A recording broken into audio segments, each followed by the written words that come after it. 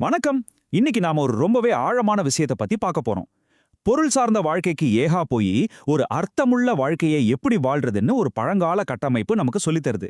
வெறும் பொருட்களை வாங்குறதுலயும் அனுபவிக்கிறதுலயும் கிடைக்கிற சந்தோஷத்தை விட நாமளே ஒன்ன உருவாக்கும் போது கிடைக்கிற திருப்தியை பத்தி தான் தெரிஞ்சுக்க போறோம்.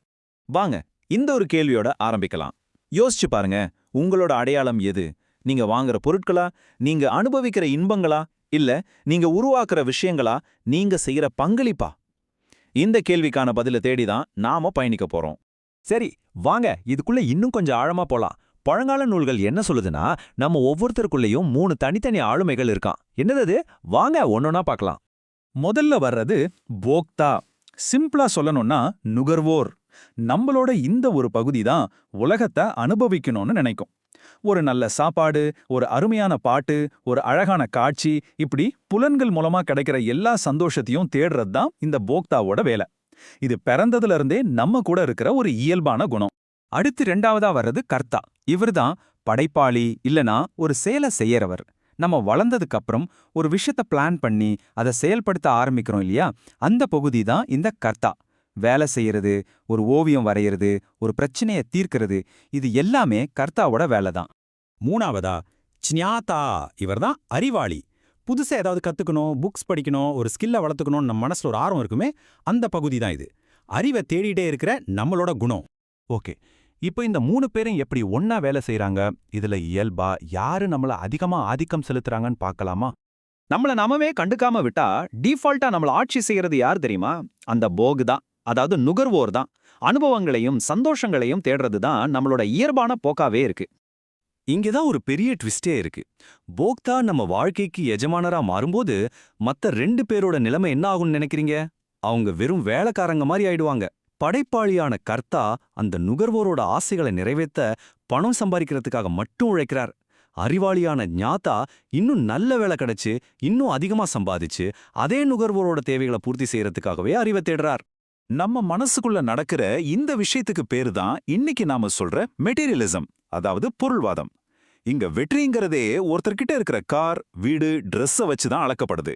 எவ்வளவு அதிகமா நுகர்றோமோ அவ்வளவு பெரிய ஆள்னு இந்த சமூகம் நினைக்குது. அந்த பழைய நூல்கள்ல இருந்து ஒரு பவர்ஃபுல்லான வரி வருது.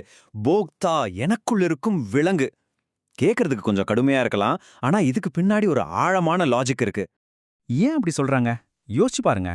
சாப்பிடுறது, தூங்குறது, சந்தோஷமா இருக்கிறது, இந்த நுகர்வு குணம் விலங்குகளுக்கும் இருக்கு. அதுங்க உள்ளுணர்வின் அடிப்படையில இதெல்லாம் செய்யுது. ஆனா பிளான் பண்ணி ஒன்ன உருவாக்குற கர்த்தா திறமையும் அறிவைத் தேடுற ஞாதா திறமையும் மனுஷங்களுக்கு மட்டும்தானே ஸ்பெஷல். அதனாலதான் வெறும் போக்தாவா மட்டும் வாழ்றது நம்மள விலங்கு நிலையிலேயே வச்சிருக்குன்னு சொல்றாங்க. அப்போ விலங்கு மாதிரி இல்லாம உண்மையாவே ஒரு மனுஷனா இருக்கிறது எப்படி? நம்மளோட முழு திறனை வெளிப்படுத்தி வாழ்றதுக்கு என்ன வழி?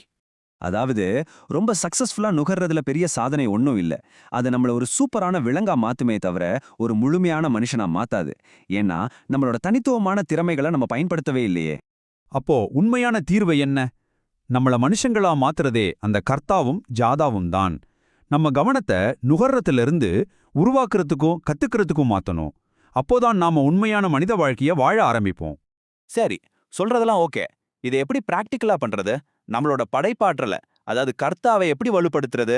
அதுக்கு ஒரு சூப்பரான கைடு இருக்கு, வாங்க பார்க்கலாம். இந்த 5 ஸ்டெப்ஸை ஃபாலோ பண்ணா நாம ஒரு செயல் வீரரா மாறலாம். முதல் படி ஸ்ரத்தா, அதாவது அன்பு.